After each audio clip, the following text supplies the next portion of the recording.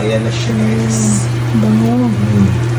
So, eto na nga mga Habibis. Kakatapos ko lang mag-work and it's dinner time again. Pero ngayong gabi, tatlo lang kaming kakain. Si Lindy na nagbibideo ngayon. At saka si Tia Joy. So, tatlo lang kami dito. Pinalabas ko kayo na kay Lindy yung aming bangus kasi magluluto ako ngayon ng baked bangus. Yes. So, eto ang aming bangus. Lindy, hindi ka naman sure ako hindi ka magkaka-allergy dito kasi Apo. okay naman itong bangus na to, hindi ito bilasa. Opo, nakakain naman po ako ng bangus. Oo, last time, di ba? Kasi Opo. na last time nung kumain si Lindy ng bangus, sa building is nag-allergy siya, dinala siya sa hospital. Pero yung nagluto naman ako last time, hindi naman siya na-allergy. And this time, hopefully, hindi uli. Opo. Tapos ito, gagawin namin ngayon, baked bangus for our dinner. So ayun na nga, umalis si Happy David kaninang umaga para mag-record ng mga kanta. Passion kasi talaga niya ang singing at kasama na doon ang pagsulat ng kanta. Sumubo lang siya ng konti kasi malilate na daw siya. Full support ako kay Happy David pagdating sa kanyang passion, in fact ako yung kanyang #1 fan. And I'm always proud of him. Binago nga pala ni Happy David yung arrangement ng bahay namin, ito yung sneak peek. At nandyan na yung mga lalaking binili niya, tigisa daw kami, nakakaloka. So mag-start tayo magluto ng baked bangus. Ang gagamitin natin mga ingredients, meron tayong toyo, meron tayong calamansi, syempre mayonnaise, salt and pepper, meron tayong dahon ng sibuyas at saka cheese. Ayan. Una natin gagawin, lalagyan muna natin ng toyo at saka ng calamansi itong ating bangus. So ito yung ginagamit namin lalagyan dito. Sobrang ganda ng lalagyan na to. Hindi siya nag-spill, oh. Nakita nyo? Kung gusto nyo ito, lalagyan ko sa comment section kung saan nyo mabibili. So lagyan lang natin itong ating bangus. So lagyan lang natin ng toyo to. Yan. Nagugas ako ng kamay, guys. Yan. After ng toyo, lagyan natin ng kalamansi. Sobrang useful nitong kalamansi na nasa bote na pure extra. Kasi pag naubusan ka ng kalamansi, anytime ready itong ganito. Kung gusto nyo din ito, lalagay ko sa comment section kung saan nyo mabibili.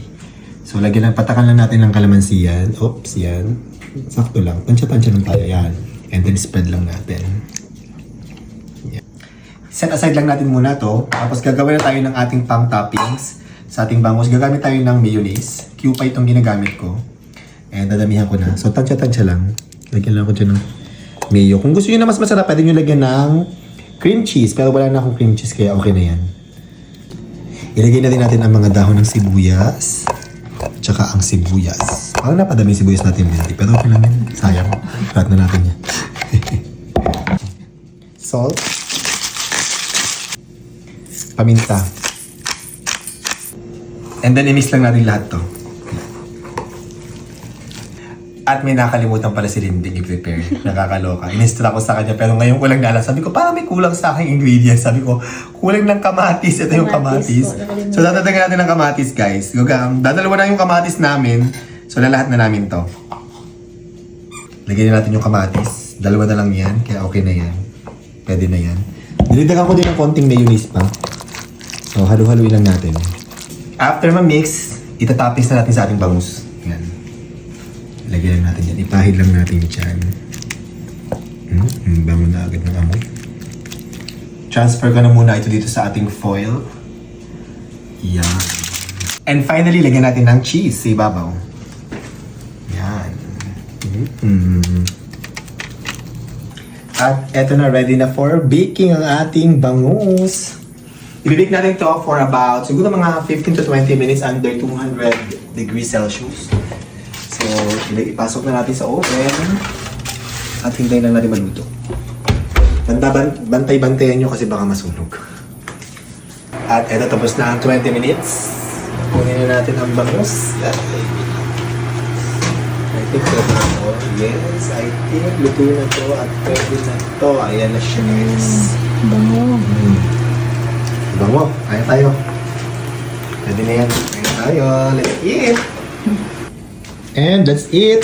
Si Lindy lang at saka si Tia Julie ang kakain at saka ako. Ito na yung ulam namin, guys. Baked bangus.